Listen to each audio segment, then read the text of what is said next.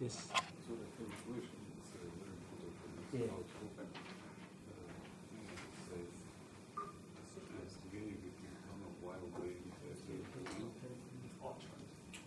While being at the end, yes, as a phrase to use. Yeah, absolutely. Good kind of collocation. Yeah. So just on essays, I've given you back your piece. Thanks for those new ones. I'll get these back to you tomorrow with a kind of a starting point, if you like. But they're only one amongst many starting points. Now, on the essay, you're probably wondering, what the hell do I write? Well, this will help. This is, I'll give you a few of these. We'll probably look at 2 or 3 a term. These are some of the better essays over the last few years. And this one is about NAPLAN. And NAPLAN, as it says, the National Assessment Plan for Literacy and Numeracy. So this is a national test that is given to all kids. I think it's, how does it work? It's grade, I can't remember. It's the odd numbers, isn't it? Is it 3, 5, 7 and 9, I think? Yeah. They test kids' literacy and numeracy. This was introduced roughly 10 years ago. It was opposed by the Teachers' Union for a number of reasons, which you'll see when you read the piece. This fellow was and is a teacher of philosophy, interestingly. And so the piece is nicely structured and very logical because, he's philosophically trained. But nice level of language and nice structurally. What I want to start talking about tomorrow is the structure of an essay. Typical essay, whether it's an argument, explanation, whatever. What happens in an essay? What happens in an introduction? Where does an introduction finish? What happens at the end of introductions? What happens in paragraphs? What happens in conclusions? All that stuff, yeah? And we'll talk about it with, not just generally, but with an example in our hot little hands collocation. So, what I'd like you to do is read it tonight, and you don't have to understand the issue fully. It'll clarify as we go, And you're going to do a lot of discussion with each other and trying to figure out. I'm going to give you the theory of the essay structure tomorrow, and then I'm going to hand it over to you to discuss in your groups. Do you think this fits the pattern, or does it deviate or diverge from it, go away from it, and if it does it do it and create a better effect or not? I mean, all these rules are not hard and fast rules, collocation. Hard and fast. Fast means fixed here. They're tendencies and principles. And ultimately, all these principles, they're just there for you, make the principle work for you. And if it's not working for you, then modify or change it. So the ones I give you will have strengths, they'll have weaknesses. It's nice to work with imperfect pieces because it brings up lots of questions and lots of issues. If we had a perfect piece, I think we'd have less discussion. So, have a read. And just, without informing you, and some of you have learned stuff in previous classes, no doubt, about essay structure. Use what knowledge you have to kind of analyse this for structure, and then we'll do more of it tomorrow. So that is that. Just on reading. Yeah, so if you've borrowed something, can we pass that around? Just make sure your name's on there. And just on reading more generally. So we've opened up the library. And, of course, there are lots of other libraries and bookshops and so on. So just a quick blurb about reading. Well, I would suggest that you are always reading. At any one time, you have one piece of fiction that you're reading. And, good idea to make it not necessarily an adult piece. Make it, something like a kid's piece or a teenage piece. You'll find it easier You'll be more likely to pick it up and read, at the end of the day, everyone's kind of tired. Do you feel like reading? If it's an easy piece, you'll do it more. So just sort of self-management of your motivation, Kids or teenage, I don't mean stay away from adult stuff, because there's some important adult fiction to read. Things like Cloud Street. I'd recommend, the Tim Winton piece, the most popular Australian novel. If it's the most popular and lots of people have read it, it's kind of culturally important for you to read it, isn't it? Then you have a common kind of knowledge with other people. I will give you a list in the next week or so, I mentioned it already, of a list of, must-read novels, must-watch films, must-listen to music, that I think is the kind of cultural foundation of Australian, but perhaps European kind of culture as well. But make sure you have a fiction piece. I would suggest to you, just think number of fingers on your hand. 5 articles.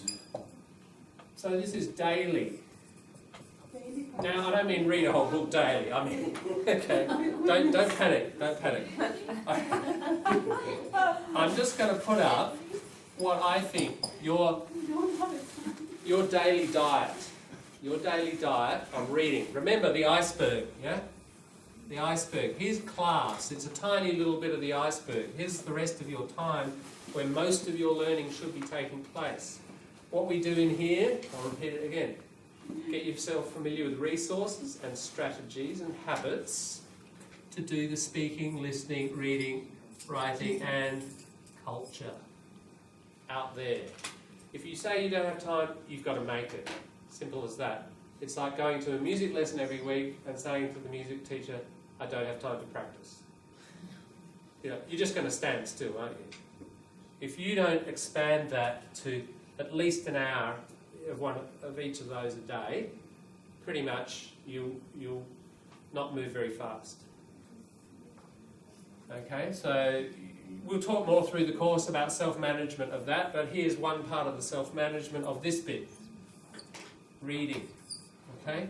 What I'm recommending you do in your hour minimum, try to make it 2.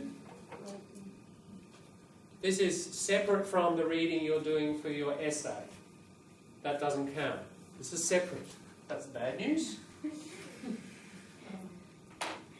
Okay, daily, you should just have one fiction book kind of ticking over. And sometimes, some days you don't read it. Some days you'd have a non-fiction book. That non-fiction book probably is going to relate to your professional area, your area of future study, perhaps just interest, whatever.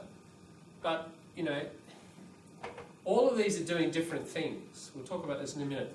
5 articles. That could be newspaper articles, things on the web, whatever. Now, how long is an article? An article can be that long. You can cheat, can't you, and make them the shortest article. Go through the advertiser and pick the shortest articles. Cool, John said 5 articles. Tick. I've read 100 words, 20 words each. I've done the 5 articles. Some of them will be long, some of them will be short. Just try to get there. This is minimum. Why am I recommending this? Because we talked earlier about genre. Think of the collocations in what you were just reading. They're going to be different, aren't they? Here, and the vocabulary, to here, which is going to be probably different to here. So if you just read this, I've got to study next year and I'm going to be doing engineering, just going to read engineering. Okay, you go to the party, the Great Aussie Barbecue, and what comes out? Engineering. That's fine if there's another engineer, But what you want is all these, we just looked at that huge overlap with kids' fiction and teenager fiction with speaking. You want good speaking. Obviously, this is one of the areas. Another area, you want good speaking, I'd add something to the list, and that is, and we haven't talked about it yet, but when we get more onto Aussie slang, one of those play scripts are just, that's the thing really, ultimately, it's just conversation, slang. You really want to develop your casual social speaking, that's the thing to be reading. So look, it depends on everybody's needs and objectives here, but you know, that kind of, you should be circulating through that. Otherwise you get a really kind of twisted kind of English, don't you? That's really good at your specialist area, but not sort of broad and social. Or you get really good at that, but you don't have your academic language. And this, of course, develops the big C, doesn't it, the culture. If you read the Advertiser today about the $20 billion that's being injected into the economy because they're going to build the frigates, that's a pretty important bit of cultural knowledge. So this one especially, you're kind of getting two, you kill two birds with one stone. You do two things at once, don't you? You get your cultural knowledge, plus you're getting your particular kind of language. And the nice thing about articles is if you read a funny one and a serious one and then just one about relationships, you know, you get a nice spread in there of different kind of language, different kind of genres. So that will give you a lot of language variety. Plus you get fiction genre, plus you get non-fiction genre. With those genres you get different vocab, collocations, etc. So this is, you know, to create that what we call a well-rounded kind of language profile. I think you need all of that. And you know, every day, some days, the engineering book's just too much, isn't it? And you don't want to read any of it. So just sit in the armchair and read 10 pages of kids' fiction. What is play script? Play script is like a theatre, you know, actors in the theatre on stage, the writing that they have to memorise to perform the play. So it's a play and it's a script, it's the writing. The other thing you can get, and I don't have any here, but they are online, and the bookshop just down on the corner sells them.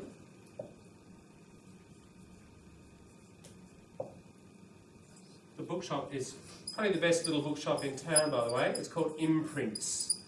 And you'll pay full price there, but they're a very high quality shop. You go in there and ask about an author, and they can kind of tell you, those people just know without even looking, the 37 books they've read and what date and who published it, and you know, they can tell you all about it. They organise writing festivals and all sorts of things. Very close. Just go down Rosina, second shop along. Down the back, they've got an excellent collection of film scripts. So you can get a DVD, plug it in. Sure, you can turn on the subtitles, but they're gone very quickly, aren't they? You can watch the thing, and you've got the film script to really stop and analyse and collect the slang and, you know, try to recycle it like we've just done before the break. Same kind of exercise, but you just do it with very, very spoken material. This will really develop your spoken structures. So we will do some work on this later, but both of those things, I've got lots of those in there, but none of those. But they are out there. And pretty good resource.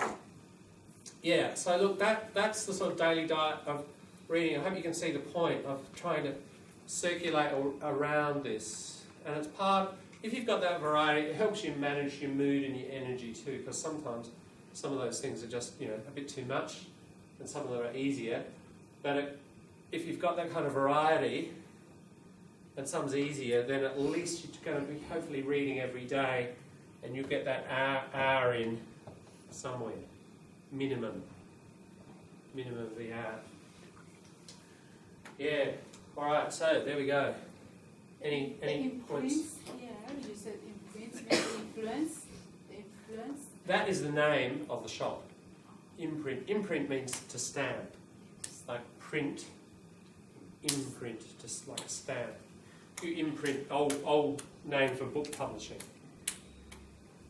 The imprint. Okay, so if we've done that, we can change channels. Just, look, I have succeeded, sort of, yesterday. I figured it out finally, and it takes a long time to upload, but I'm managing it. Just some of the stuff we're recording here. For example, if you missed the class yesterday, I did successfully manage to put the main bits up. The way to do it, go to YouTube, and if you type that, just my name, Diploma English, you do get one. It's not yesterday's, but I've tried to put little descriptions. So if you miss a class, you can catch up. So just type that, then go to the link, and that is that piece from a few days ago. But was it for yesterday? No. no, that's a while back. Yeah. But that's one of the first I put up. For some reason, only that one comes up. Doesn't matter, because if we go there and you just click on my name, because it's the person who put the video up, now we're getting the other ones. There they are. It's my video, my YouTube channel, and you can see there are 1, 2, there are 3 from yesterday there. Yeah, just little sort of 20, 25-minute little bits. So I don't know if I'm going to be able to keep up with this. I'll see how I go. It was on the weekend. It took me literally a day to put up this one, I think, or this one. But I'm slowly learning and getting a bit quicker. So I'll try to keep up. Sometimes it might be a couple of days before they're up there. But basically, that's the way you can get in if you find you've missed a day. John, are you actually editing some of the video, for example, you record it and then you edited the main points? No, it takes too long for 2 reasons. One, going through it and reviewing it and doing that takes a long time in itself. But I've just found the upload and getting them up there and editing hugely long. It has to upload, then it has to process, and literally each one of these takes, if it's 25 minutes, it takes like 2 hours to process. It's hugely long. So it's up there, and whenever I pause the camera, it makes another little section. Yeah? So what you've got there is 3 sections. I try to put little descriptions there next to each one about what happened in that segment, just as a guideline, and then it's up to you to, select what's useful or not. So the equivalent, the video, is it equivalent to the whole lesson? Not really, no, because if you add up that time, what's that? Half an hour, roughly half an hour and 5. That's an hour and 5. Oh, sorry, that one.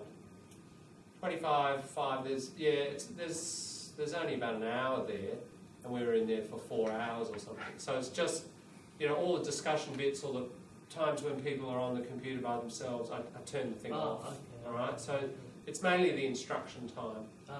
And sometimes I forget to turn it on and I miss a little bit or whatever, but it's most of it. Yeah. So that's there, and we'll see how we go. Don't worry about that stuff. That's me. That's teaching the teachers. That's something from yesterday. It's another thing. So just keep your eye on the diploma stuff.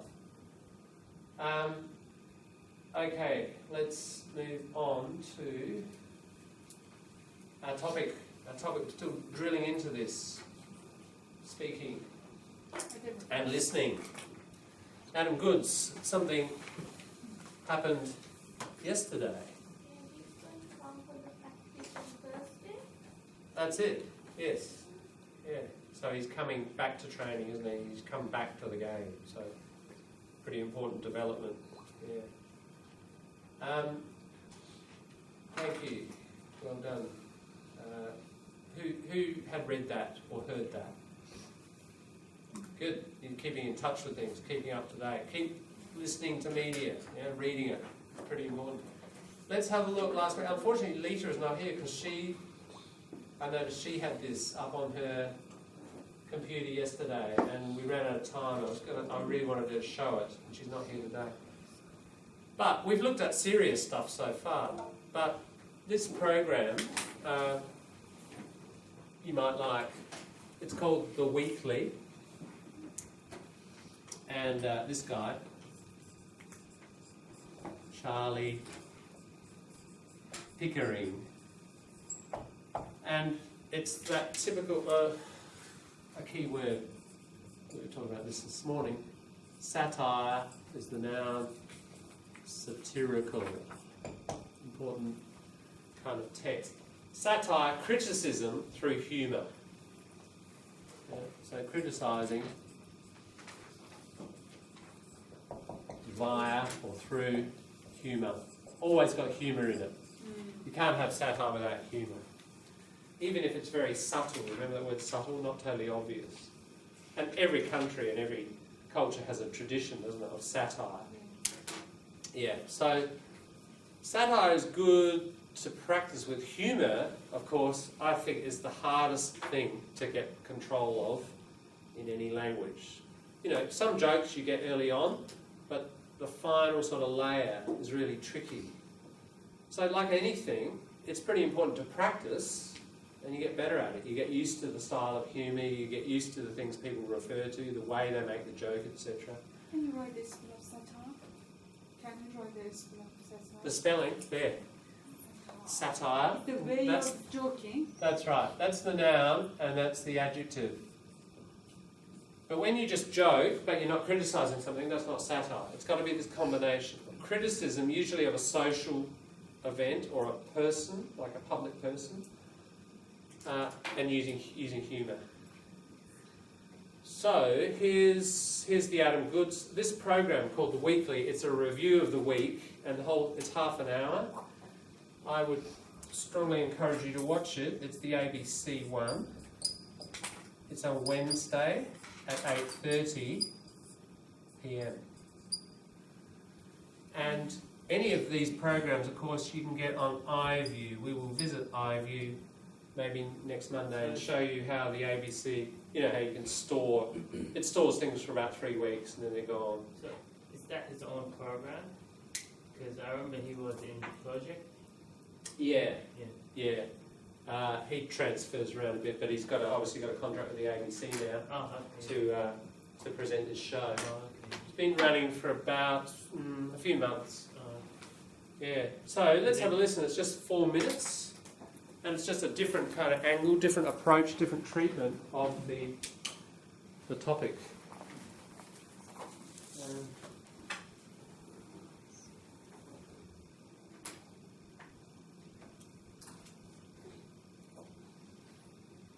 And news today that Sydney Swan star Adam Goodes is considering retiring from the AFL. The playing future of AFL star Adam Goodes is in doubt this morning. Goodes has taken some time off after West Coast supporters abused him. The Fairfax papers report the dual Brownlow medalist is now considering immediate retirement because the booing is impacting on teammates. But the question everyone's asking about the booing is the same question they asked about your favourite character in Friends. Is it racial? To tell us why it's not racial, release the middle-aged white men! I don't believe that this is a racial problem, and I think it's such an easy thing for people to say that it is. It doesn't matter what colour skin Adam Goodes has, this is not racially motivated. There's still a great level of resentment for what he did here at the MCG a couple of years ago when he called out that 13-year-old girl. For racially abusing him, yeah, that's racial. Alan Jones. They're booing Adam Goodes because they don't like him and they don't like his behaviour. They don't like the spear thrusting and the running in and doing a war dance. That's racial. Steve Price. Yeah, I think nobody's booing it is racially motivated. I think people are booing him because he has decided, and this is his right, to parade his Indigenous credentials strongly. That's specifically racial. Alan Jones, do you want to have another go? Compare him, for example, to Stephen Smith, a young man who you hardly ever hear a squeak from. Fair call, Alan. Steve Smith has never complained about being racially abused. So, Alan, tell us, where is Goodsy going so wrong? I mean, this is typical Adam Goodes. He's always the victim. Does Adam Goodes ever look into the mirror and ask himself why? Yeah, Alan, I reckon he looks in the mirror and he knows exactly why. Here to help us understand it is Tom Gleeson. What? So what's going on here, Tom? What's going on? Well, I think the problem is no one knows how to interpret the boos. See, they're all different. See, like, this is what it sounds like when someone boos Adam Goodes, like, for staging for free kicks. Boo! Whereas this is what it sounds like when they're booing him because they just don't like him as a player. Boo! And this is what it sounds like when you're being racist. Boo! See, they're all completely different. Yeah, because I've got to say that from here, they all sound the same. Yeah, sure, if you're not concentrating. See, have a go, Charlie. Ready? Yeah, okay. Right, listen to this. Why am I booing? Ready? Was that for staging a free kick? that was because I just didn't like him as a player. You're not listening. You're not listening. Try again. This time concentrate, Okay, right? concentrate. Are you ready? Yes. Okay, ready? Boo! That's because you didn't like him as a player. No, that one was racist. You're really not getting this. Let's just try again. This time, don't mess it up, all right? Ready? Boo! Was that racist? No. Oh, it's like I can't win. Don't play the victim, Charlie.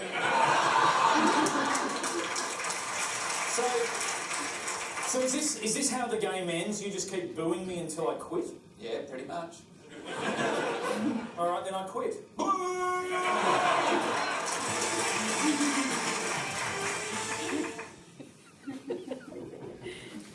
Is he serious?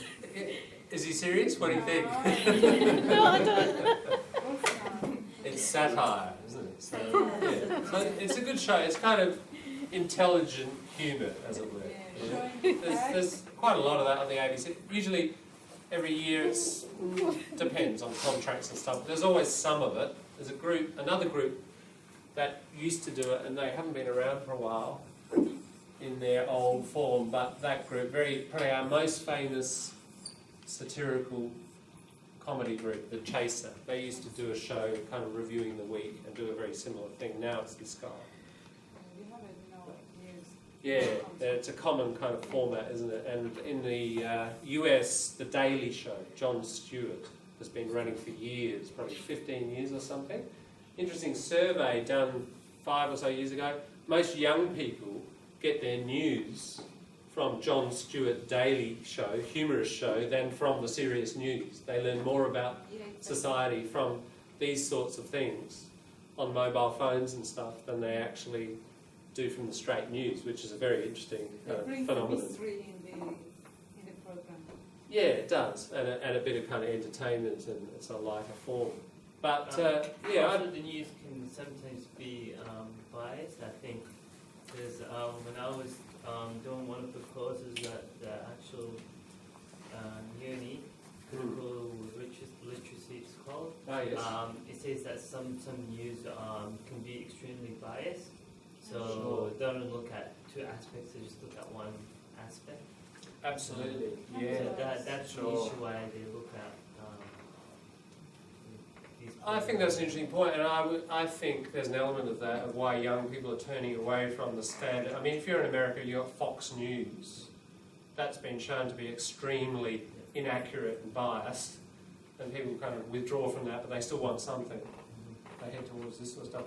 Of course, do you think that's unbiased in the sense of, I mean, has that got a position? Is that supportive of Adam Goodes or is that anti-Adam Goodes? Yeah. So I mean, there's a position there still, isn't there? And satire, by its nature, has to criticise from a certain point, whether it's a conservative point or a left-wing point. It's satire cannot be unbiased or cannot be in the middle. It cannot be neutral. So You mean it can be biased? it kind of has to be. It can't be in the middle. It can't be neutral. Yeah, you can't have neutral satire. It's going to take a position because it's got to be critical. So look, it's another. Again, this is another genre, isn't it? Another genre, satire. And again, important thing for you to practice in the sense of, like what I said, humour at a party. Somebody might make a satirical comment about something happening at the moment with the Premier or Baldwin Bishop or Adam Goodes, and you kind of want to get it. Well, how do you do it? You practice it. And I noticed in your response to this, quite a lot of, laughter and good response. So you're clearly at the right level to get a lot of that stuff and have a good time watching it. So go for it, The more you can watch, the better. Just a couple of little things. What does he mean? Which channel? ABC? ABC One TV. Yeah. I don't know the number. Yeah, don't know. It's just got when you go through it sort of goes SBS 1, 2, 3, ABC 1, 2, 3, ABC 1. I think around about here. What's his point when he says, listen to this. Friends, is it racial? To tell us why Not it's that not bit. racial, release the middle-aged white men.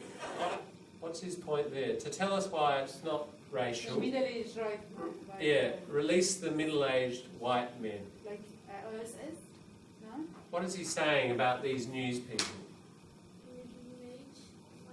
They're all middle-aged, they're all white, and they're all male, aren't they? And they're commenting about race.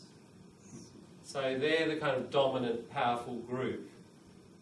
And on the media, it's this group that are commenting about the powerless. So